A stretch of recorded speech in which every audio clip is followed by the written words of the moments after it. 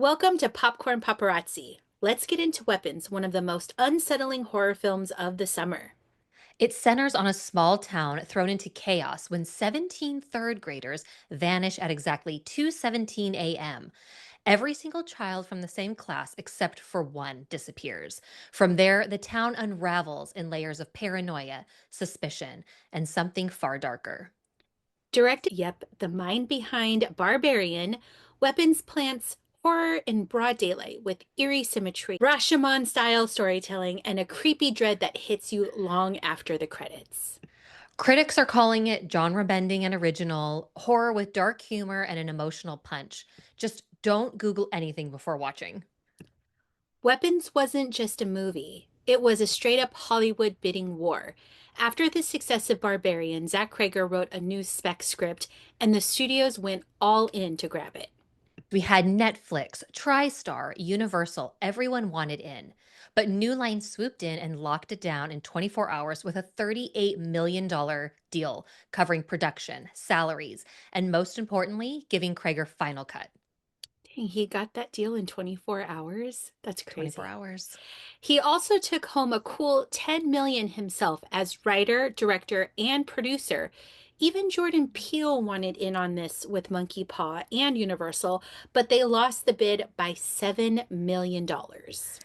And apparently, Peel was not thrilled. He even parted ways with his longtime managers after the loss. That drama before they even rolled the camera, I love it. Then came the casting roller coaster. Pedro Pascal, Brian Tyree Henry, and others all signed on. And then dropped out due to scheduling conflicts. Pascal left for Fantastic Four, and the rest followed. The final cast reshuffle gave us Josh Brolin, Julia Garner, Benedict Wong, and Alden Ehrenreich, and it actually works. Yeah, it totally worked. Chemistry for this movie was on point. Like, no problems there. Yeah. Although, I will say, did you feel like Josh Brolin was a little bit too old to play the dad of a third grader? I think Jake Gyllenhaal would have been better cast as Y- as Yes. Archer, God, but you know, we got Josh Brolin. there is no role Jake cannot take on. Filming kicked off in Atlanta in May of 2024, and even after all the changes, Krager's vision stayed intact, which brings us to the big question of our episode. Was it worth a trip to the theater for? For me, not this time. Yeah, same. I think this one is a couch watch. I did enjoy how the story was told, separate POVs that all connect in the end. It let us dive deeper into each character and kept the mystery of the missing kids alive until the last act. Yeah, we had about six main characters, each getting their own section. I thought it built strong character work, and I like the child narrator voicing by Scarlett Cher, especially how it sets the tone right from the start. Yeah, performances were solid across the board, and Gladys, the witchy aunt, she was totally the standout.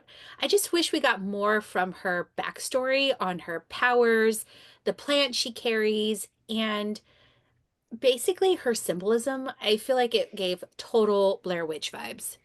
Yeah, I think this is what I would have loved to have seen. I would have loved to have a post-credit scene of Yes. Gladys's backstory. Yeah. Like we had gotten all the other POVs. Although the suspense keeps you guessing, I really didn't know like where the kids had gone until the very end. And I was so like excited and anxious to see how they were going to reveal that. Wait. And I was so excited to see that big reveal happen. Yeah, me too. And the cops. I feel like they were completely useless. Why wasn't there more of an investigation? More security footage pulled. It's like Josh Brolin's character was the only one putting in the work. Yeah, I wish they would have either had a POV of one of the detectives. Exactly. Like it would have been so great to get the POV of one of the cops or detectives. I mean, we Yes. get Paul and he is a cop, but he's not part of the case. And his And focus was somewhere else. totally somewhere else. And as the viewer, we are told that the story is picking up 1 month after the disappearance. So we're like kind of left feeling like they've given up. Yeah. Jump scares. I know this is a big one. When we're seeing a scary movie, we want to know, like, are there good jump scares? Are we going to be scared? And you do get a couple, but overall, you should know, like, this film is more suspenseful than like scary. Yeah, definitely. I feel like pacing dipped a little bit in Archer's story, played by Josh Brolin, as well as Justine's story, played by Julia Gardner. And Marcus, which was played by Benedict Wong, I feel like his was intriguing because we really got to see Gladys work, but barely got any screen time before his big and final, like, hurrah. Yeah, I didn't quite mind the pacing as much. The nonlinear storytelling, I think, will not be for everyone's cup of tea. I mean, we're jumping back in time for each point of view character, but like I said, it's not going to be for everyone. And also, the gun in Archer's scene, he's like in a dream sequence. Yeah. And there's this moment when he's going back into his own home. He's following his son in his dream. And above it shows this, what is that gun?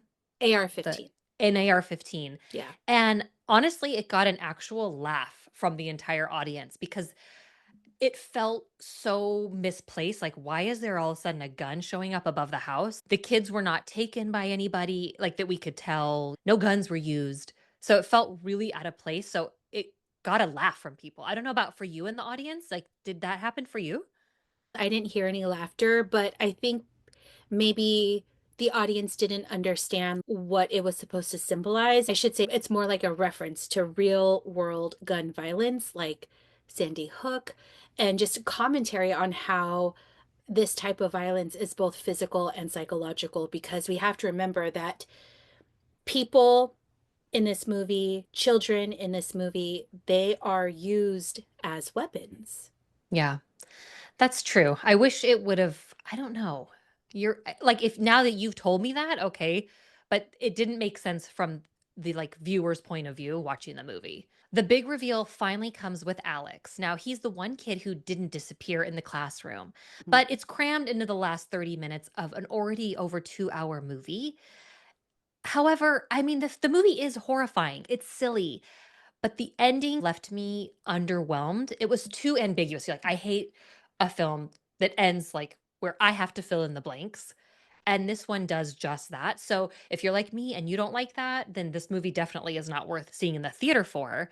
But overall, this movie is still good enough to see at home. Yes, for sure. Yeah. I'm giving Weapons 4 buckets of popcorn. It's suspenseful, well acted, and way stronger than Together, but still best enjoyed at home. And what did you have? What was your popcorn pairing this week? I tried a brand new icy Sprite Cherry Limeade. Not my favorite. Donnie liked it, but I do think that it's a good summer flavor for sure. It sounds good. Was it just too sweet why you didn't like it, or just It the flavoring didn't it was work? just the flavoring. It was just kind of Yeah. like a weird combo. Like Yeah. maybe we didn't need the Sprite in there, or Sprite with either cherry or lime and Lime, not yeah. all Yeah. three. Well, I'm giving this one 3 buckets of popcorn. The premise is great, the mystery pulls you in, but the ending just doesn't deliver the punch that I think it should. And what was your popcorn pairing? So, I just celebrated a birthday, and a gift that my mom brought me is from this candy shop called Dewar's, and they're in Bakersfield, California. They are very, very old. I think they've been around since 1906. Oh, wow. And they make these peanut butter chews. So it's like this taffy, and then inside is like this kind of crunchy peanut butter. And it is so delicious. And I literally took like 30 of them. I just dumped them in my purse and I just like inhaled them through the whole movie. Delicious. Oh my gosh. Bottom line, skip the theater and watch this one on the couch. Next week, we're staying in for Freaky Tales on HBO. Two shorts, Freaky Tales, that is. It's set in 1987 Oakland. And this movie stars Pedro Pascal, Ben Mendelsohn, Jay Ellis, Normani, and Too Short himself. Interconnected stories, NBA stars, corrupt cops, a female rap duo, and it's going to be wild, guys. We will tell you. Tune in next week for that. And make sure to check out our podcast if you are interested in getting more information and more details about the movie today. That'll do it for us. Enjoy the movies, everyone. Bye. Bye.